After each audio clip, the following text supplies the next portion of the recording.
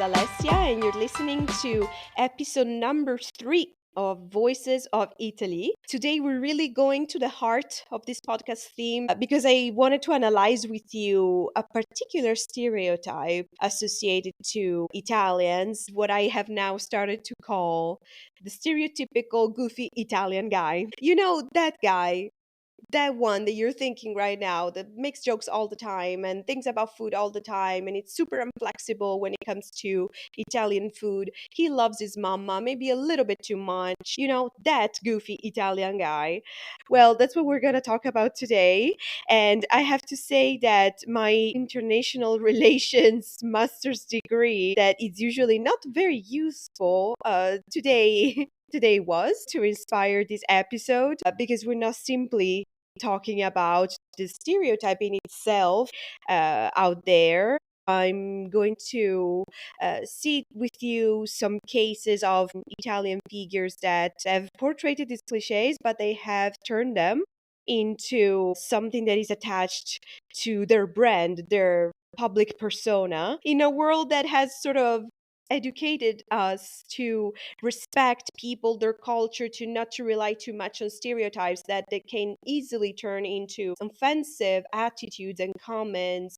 Well, Italians don't seem to mind too much. I think we sort of welcome that stereotype because it's useful. It's been really useful for our marketing and PR history after World War II. So I thought in this episode to analyze the cases of popular modern Italian figures that have turned those well known cliches into a global, profitable brand. Italy is one of the most iconic countries in the world. But what does Italy mean to the world? What does it mean to you? Buongiorno. Pizza. Ciao Bella. Michelangelo. Spaghetti. Mafia. Dolce Vita.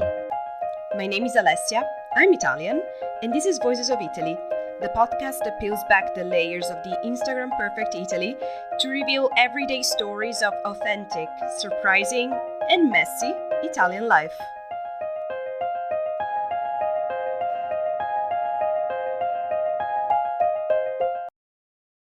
Okay, so the goofy Italian guy, what I'm talking about here is that group of internationally recognized Italian traits, the really high passion for food, expressive hand gestures, deep family bonds, or in the case of men, the Don Giovanni attitude, very romantic and passionate with women. So this is what I mean with the goofy Italian guy stereotype. And I am wondering if this sort of became our national PR strategy. In a way, it really reminds me of something we were already doing after the Second World War, a concept that we are familiar with, in Italian we call Italiani brava gente, so the good people, which is a phrase that started to be adopted, as I was saying, after the war by historians to refer to Italian popular beliefs about the fact that Italians were actually quite limited in their participation to the Holocaust and to all the terrible things that Germany had done in the Nazi party. So it became this belief around the fact that,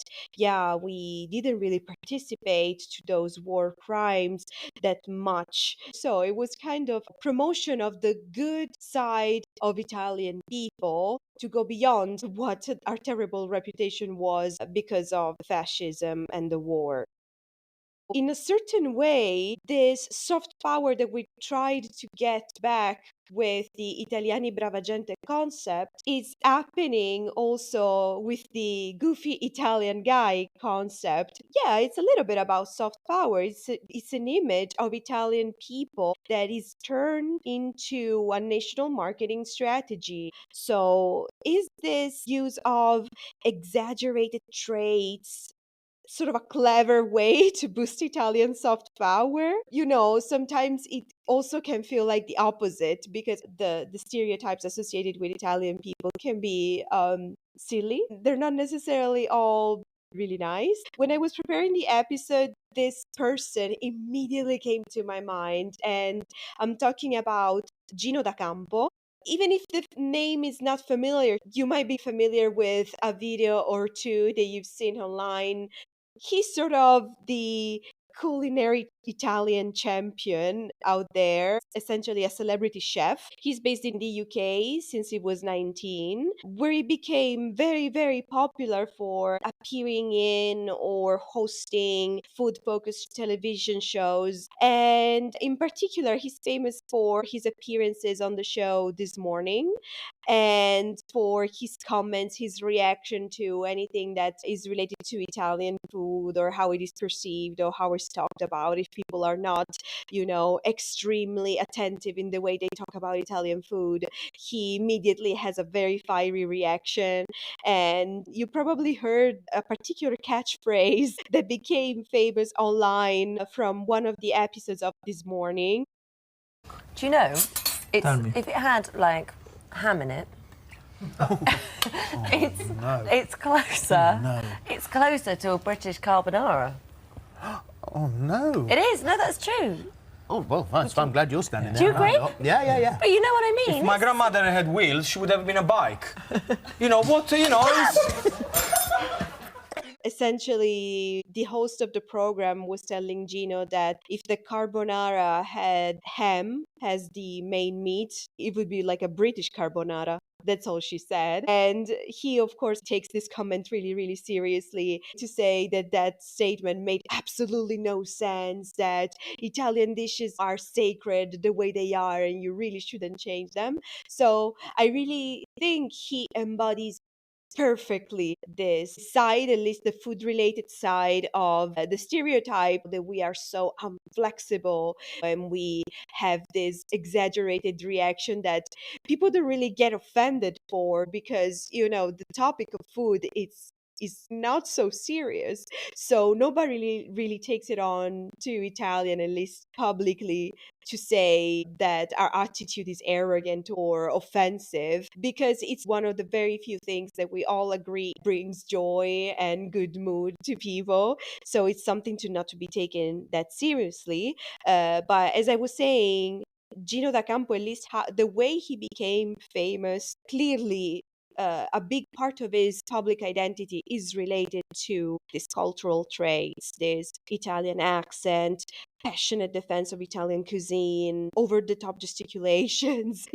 all this belongs to that goofy Italian figure that I was thinking of. And I really suggest you, if you want to see what I mean, to go and double check. You find all these videos on YouTube really easily. There's an episode of this TV show that I don't remember the name of now, but in one of the episodes with Gordon Ramsay dedicated to Greek cuisine, I think it's a tour travel food sort of show, and that in that episode they're talking about Greek cuisine, of course, and Gordon Ramsay said to Gino that he thinks that overall Greek food was better than other cuisine, even than Italian food, to which of course follows the predictably humorous reaction from Gino saying that you really cannot compare the two.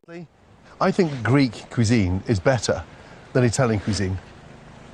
You know that, right? I can. No, you're not serious. You can't. I mean, say something. Say something. The thing is, in Crete, for example, this is one place in the world where people live up to 90, 100 years old there. And that's because of the food and the climate. The Italian diet is one of the most famous diets in the world for people living many, many years. They live longer here in Greece. Sima, you cannot compare it to. I honestly, guys, I don't know almost anything about Greek food. And that makes it really difficult for me to think that my culture is definitely better. And, I completely understand that that's also a TV show, so it has to be entertaining. But I can assure you that it's really associated to Italians, and that certain Italians behave that way. It's not just for show. But in any case, this kind of persona became Gino da Campo's public identity, and it's undeniable the contribution that had on his popularity out there. Another similar case, but in a completely different context, is a person that I learned about actually quite recently. He is the most famous Italian person in Japan. His name is Girolamo Panzetta, and started over there as a TV personality on a TV language course sort of program. And later on in time, evolved into a variety show icon in Japan. And he even became a super popular sponsor of, commercials of Italian products, the ones that you can imagine, food, luxury goods, but also for commercials in like Japanese beer, phone companies, a lot of not strictly Italian related things. He wrote books about Italian culture and lifestyle, and he sort of embodies, at least in Japan, the idea of Italian men, and is the first name that comes to mind to a lot of Japanese people as soon as you tell them that you're Italian. It really became the symbol of the Italian man in Japan. And his persona is his public character sort of represents the opposite of what is the stereotypical, shy, quiet, reserved Japanese man that maybe has also a scruffy appearance. Well, Girolamo Panzetta is the complete opposite. On TV, you see him elegant, maybe a tiny bit narcissistic, gentle with women, and very loving with all women, starting with his mother. And this generates a lot of interest in Japanese women.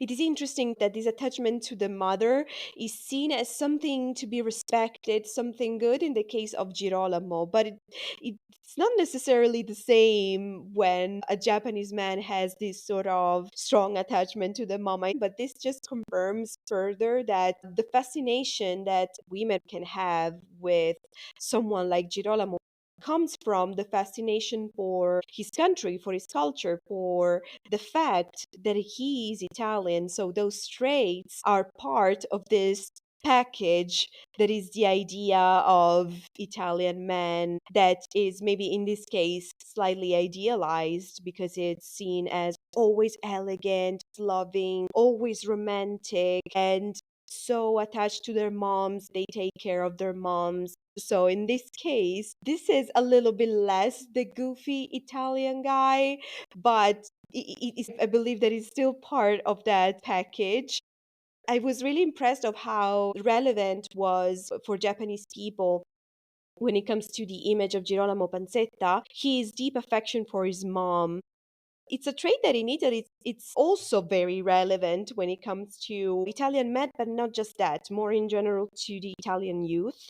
Maybe Italians we have this word that is mammoni, which sort of defines in a slightly negative way the strong attachment to the mom that brings you to, not moving on with your life, to be a little bit of a loser because you still live with your parents. It has a negative connotation, but like in the case of Girolamo, very elegant all the time, mannered in a certain way all the time.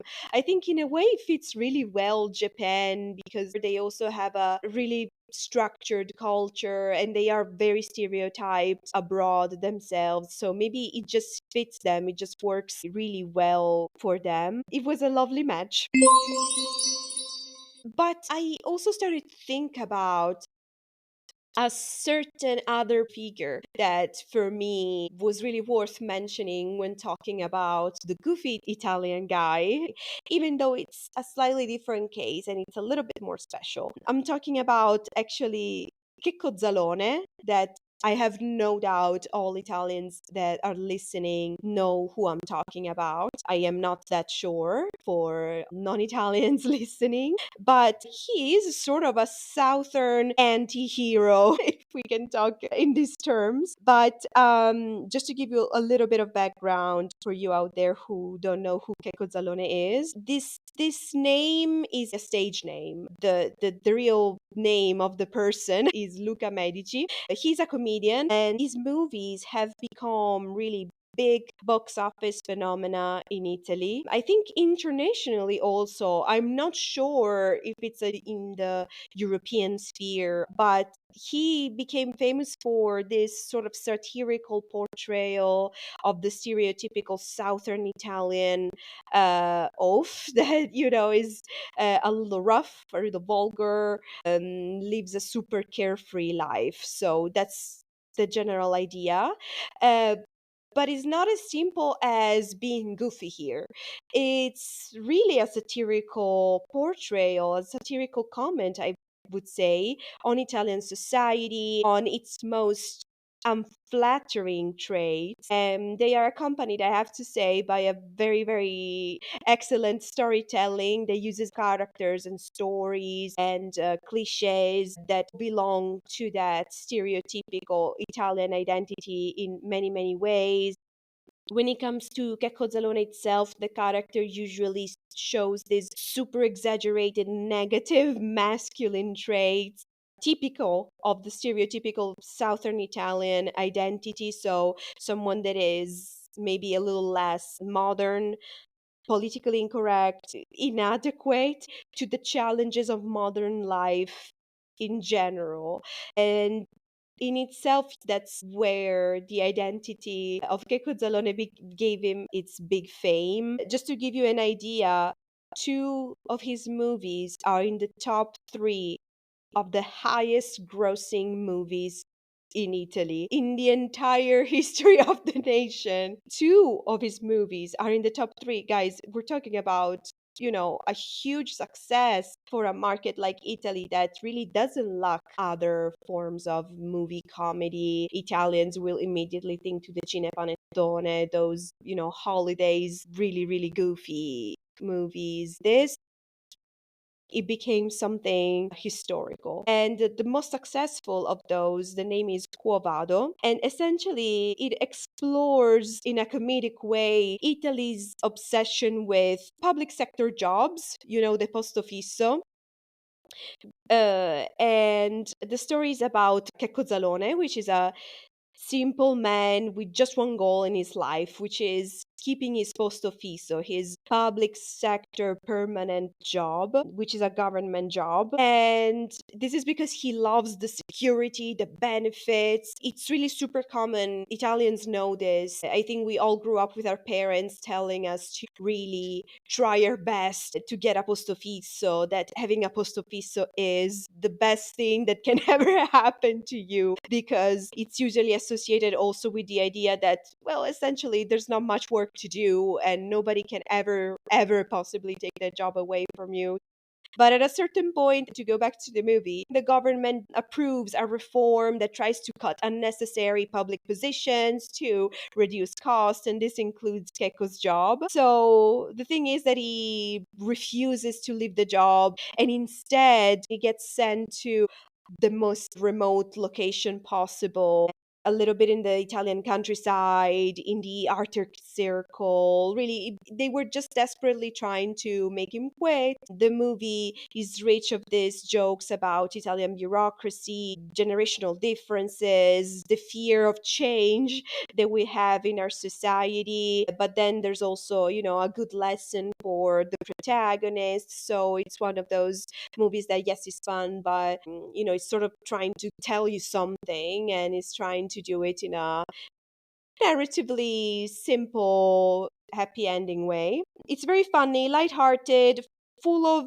cultural quirks that made me think, if you're not Italian and you don't know how truthful a lot of these jokes are when it comes to our society, you're probably missing a big piece of why these movies are good, because otherwise they would just be really goofy movies, that's all. And that's why I wanted to bring up Checco Zalone in this conversation about the goofy Italian guy, not because he very simply owns his success to that stereotype. He gives us a very brilliant take on it, in the sense that, he's making some sort of comments about this kind of stereotypes. He sort of simultaneously celebrates and mocks the very stereotypes that many Italians both love and hate. And on one side, for example, he represents a very decaying South Italy, but that's not, it's not an end in itself. It's often a tool to sarcastically expose also the more bourgeois culture of Central and Northern Italy, who are, considered more globalized, and they are at times more elitist or biased, and, they are confronted with the genuine nature of Checco Zallone's character and its personality. Quindi fammi capire, tu sei venuto in Italia, hai assaggiato la nostra cucina e poi hai pensato di aprire un ristorante italiano qui, eh? Sì. E senti un po', come lo cucini questo spaghettino qui? Ah, fratelli, prendi acqua, metti pasta, accendi fuoco, prendi minuta. Invece la facevo bollire, penso che è stronzo. Non si scrive l'Italia in vano! Vichingo! Sei un vichingo! In a way, the stereotype here is used in a less stereotypical way. But if we are talking about the goofy Italian guy, the stereotype today, and how it can be a tool for likability of Italians out there, we just can't ignore social media and social media influencers. Just until recently, I was not aware of the fact that this stereotype, became so much part of social media that you can really identify a whole category of Italian social media influencers. I really have noticed that more and more Italian influencers are becoming viral or popular because of this sort of identity, especially in platforms like TikTok, Instagram, that are so very prone to represent, labels and,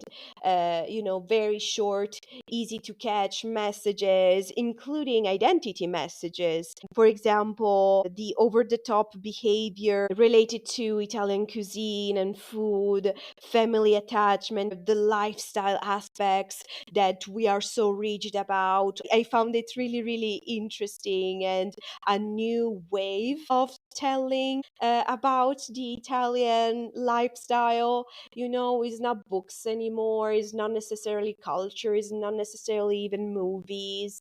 Now it's out there for whoever is who is interested. Now, the thing is that the stereotype of the goofy Italian guy, in the way that I've been talking about it so far, sort of reminded me of the concept of Italiani brava gente, the good people that I was mentioning before, that is based on these benevolent, positive characteristics of Italian people that sort of, imply that we expect in return for this benevolent traits some sort of indulgence from other people. And in a way, there's a similar expectation with the goofy Italian guy. There is an expectation that even if it's a little bit over the top, a little bit arrogant at times, it's something that it's easily forgiven in light of what being Italian implies.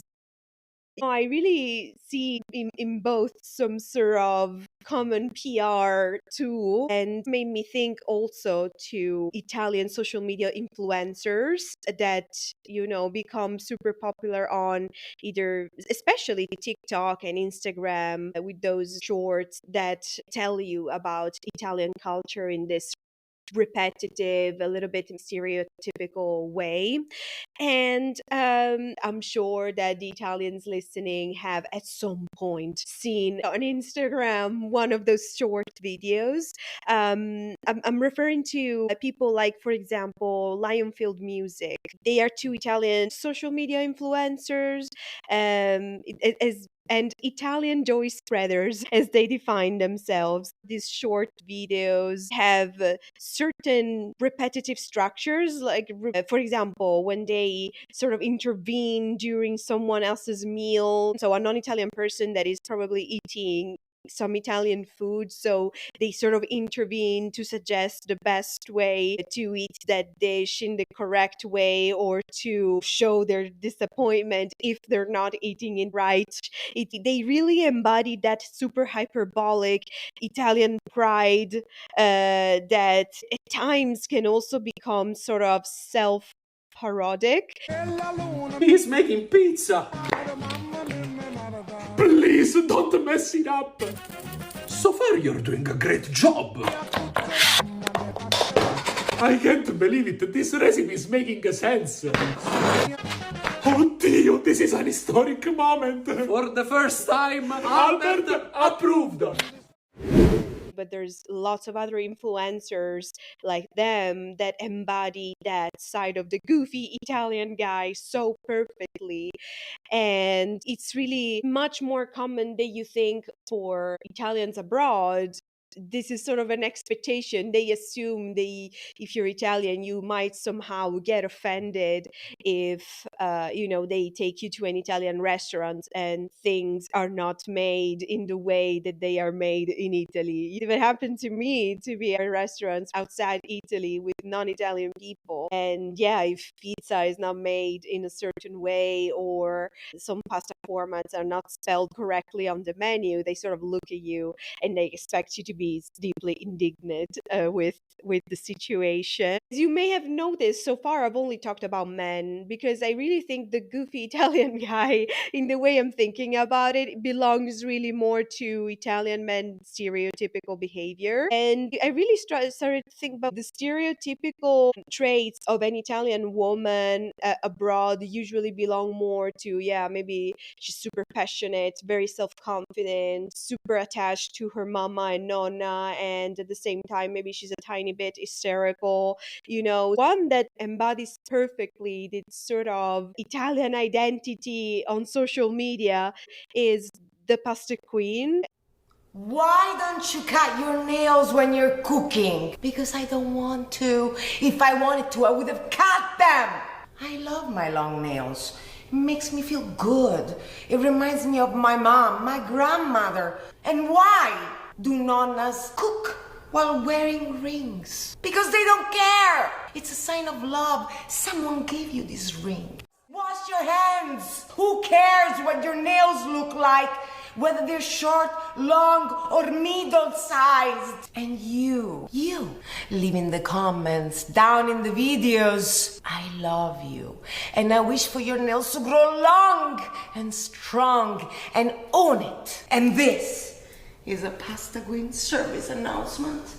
Again, even if somehow the name doesn't ring a bell, she really embodies that drama Italian woman. Her style might remind you a little bit of Sophia Loren, that, he's very fiery, has that super proud personality that she sort of shares with also her mama and her nonna. And I find her interesting because I couldn't really find a female example as much as I found, for example, very, very pertinent Girolamo Panzetta and Gino da Campo. I don't think there's really an equivalent for them, but online, the Pasta Queen sort of embodies this female side of the stereotype that is maybe a little less common, or at least a little bit less successful for what it looks like in terms of viral social media content.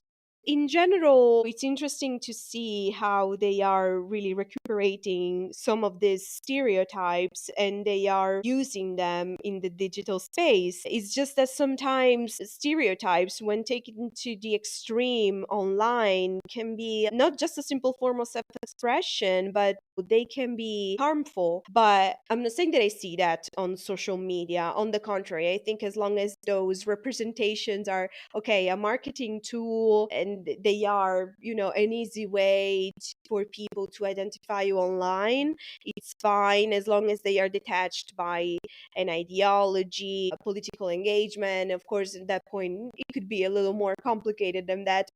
The problem with the idea of Italiani brava gente, if we want to call it a problem, is simply that it was used to clean up clean up the previous mess that involved our reputation. And I think in general, all these people that we talked about today have in common is that they boost the global Italian appeal. But the question here that I have for you is, do you think those people, identities, do they make you feel like you're seeing an old style caricature that can at times be a little cringe? Or do you just see the appeal, charm that they contribute to? I definitely think that in a way there is a positive function from a geopolitical perspective. We live in a world that is very complex, and social media sometimes are really a space to find really simple things, simple ideas, simple stories, labels, Instagrammable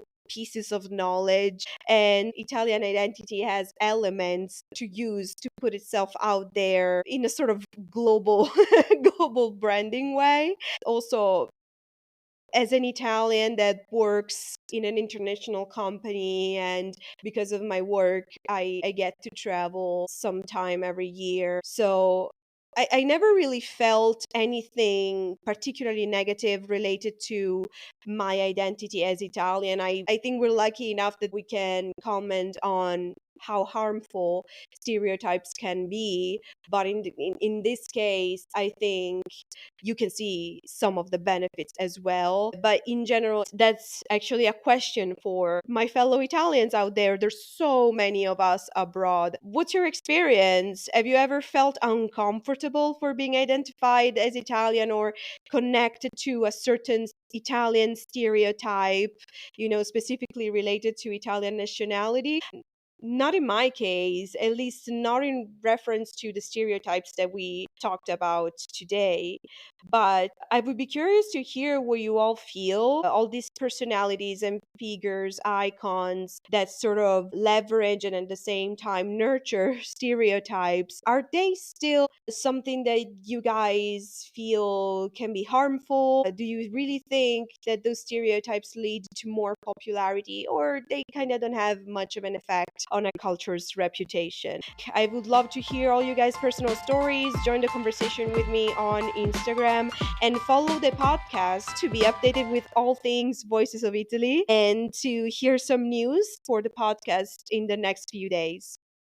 If you're fascinated by how stereotypes shape national identity and the kind of goofy Italian guy stereotype that I was talking about, you have to check out Checco Zalone's movies. Quo Vado is the one that I suggest because, again, is the most popular one, the one with the highest selling and popularity. So I would suggest that one, but any of those will be great if you're interested in this topic.